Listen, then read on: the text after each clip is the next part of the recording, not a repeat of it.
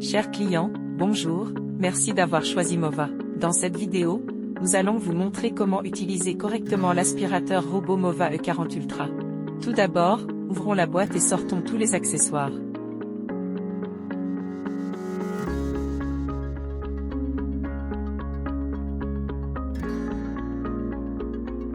Préparation.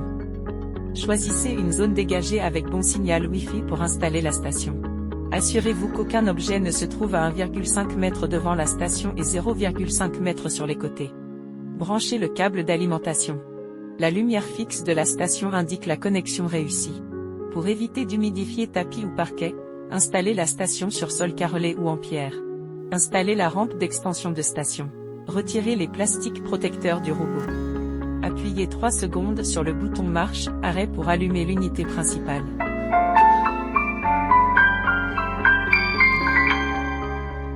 Installez les serpillières. Mod pads installed. Accrochez le robot. Start charging.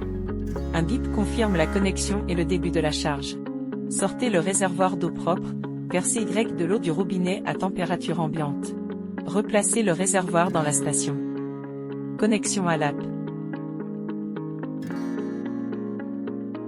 Sortez le robot et ouvrez le couvercle à rabat. Scannez le code QR sur le robot ou recherchez Mova Home dans l'App Store, Google Play Store pour télécharger l'application. Ouvrez l'application Mova Home. Si vous utilisez l'application pour la première fois, cliquez sur « Inscrivez-vous maintenant ». Vous pouvez utiliser votre numéro de téléphone portable ou votre adresse email pour vous inscrire. Veuillez saisir le numéro de téléphone portable, email et cliquez sur « Obtenir le code ». Saisissez le code de vérification qui vous a été envoyé par Mova. Définissez le mot de passe de votre compte. Lors de la connexion suivante, vous pouvez choisir d'utiliser la connexion par numéro de téléphone, l'adresse électronique, la connexion par Mova ID ou la connexion par un tiers au bas de la page. Après vous être connecté, ajoutez votre robot à la liste des appareils. Retirez le couvercle, scannez le code QR sur le robot. Vous pouvez également cliquer sur « Ajouter » sur la page d'accueil pour ajouter manuellement un appareil à partir de la liste des modèles. Suivez le guide de l'app pour vous connecter au Wi-Fi. Veuillez noter que le mode Wi-Fi doit être 2.4 GHz ou 2.4 GHz inclus. Sur l'interface de la page web. Sur l'interface de l'application. Vous pouvez également utiliser le Wi-Fi mixte 2.4 GHz/5 GHz qui contient 2.4 GHz. Pour les routeurs d'autres marques, veuillez vous référer aux instructions du manuel utilisateur ou de l'application pour configurer le Wi-Fi 2.4 GHz ou le Wi-Fi mixte 2.4 GHz/5 GHz. Saisissez le nom et le mot de passe du Wi-Fi auquel vous souhaitez que le robot se connecte. Suivez les indications de l'app et assurez-vous que le robot soit sous tension. Cochez la case puis cliquez sur Suivant. Appuyez simultanément sur le bouton de nettoyage localisé et sur le bouton de retour à la base pendant 3 secondes. Waiting for the network configuration. Lorsque vous entendez l'invite vocale, cochez la case puis cliquez sur Suivant. Cliquez sur le bouton et rejoignez le hotspot, Mova Vacuum, dans la fenêtre qui apparaît.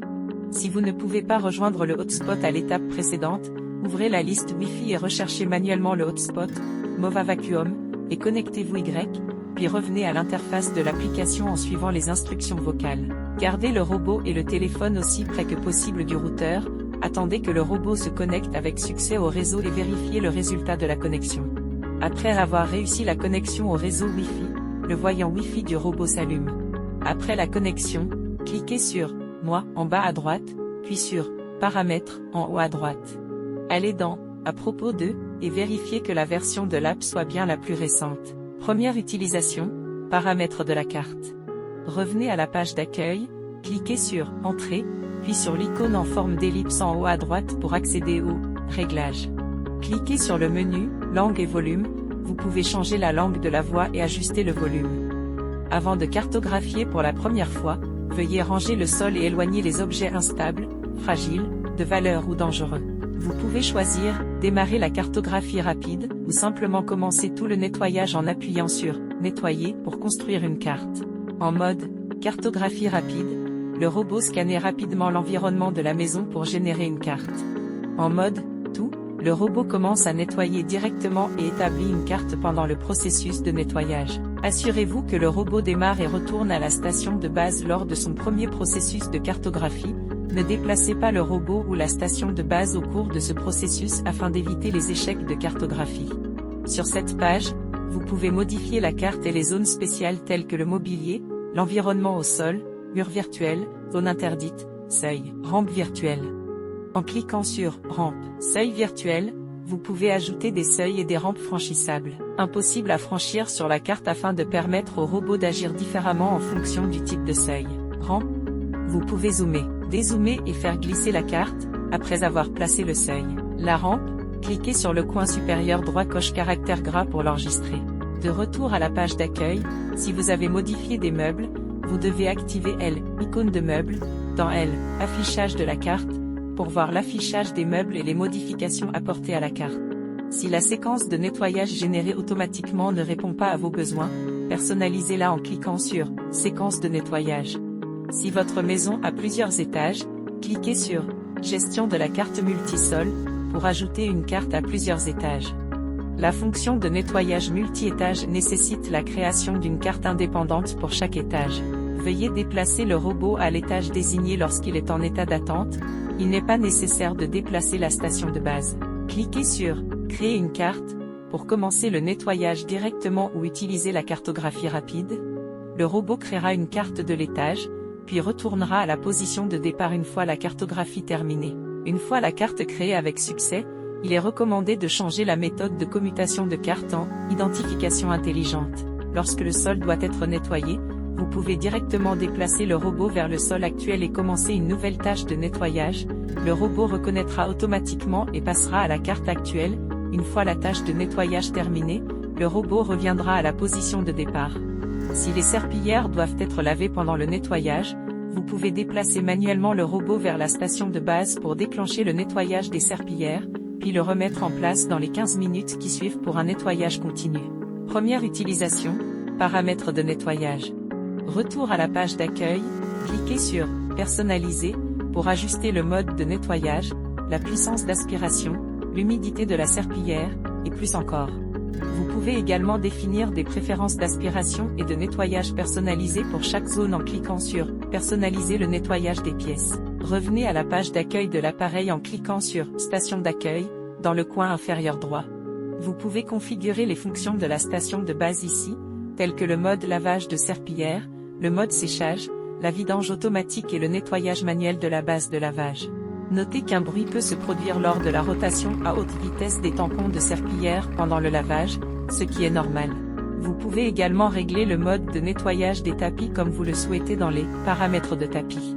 Vous pouvez également entrer dans les « Paramètres de nettoyage des sols ». Vous pouvez activer le « Mode d'évitement des collisions », le « Nettoyage dans le sens du sol ». En mode d'évitement des collisions, le robot réduit les collisions avec les murs, les meubles et les obstacles, mais l'efficacité et la couverture du nettoyage sont réduites.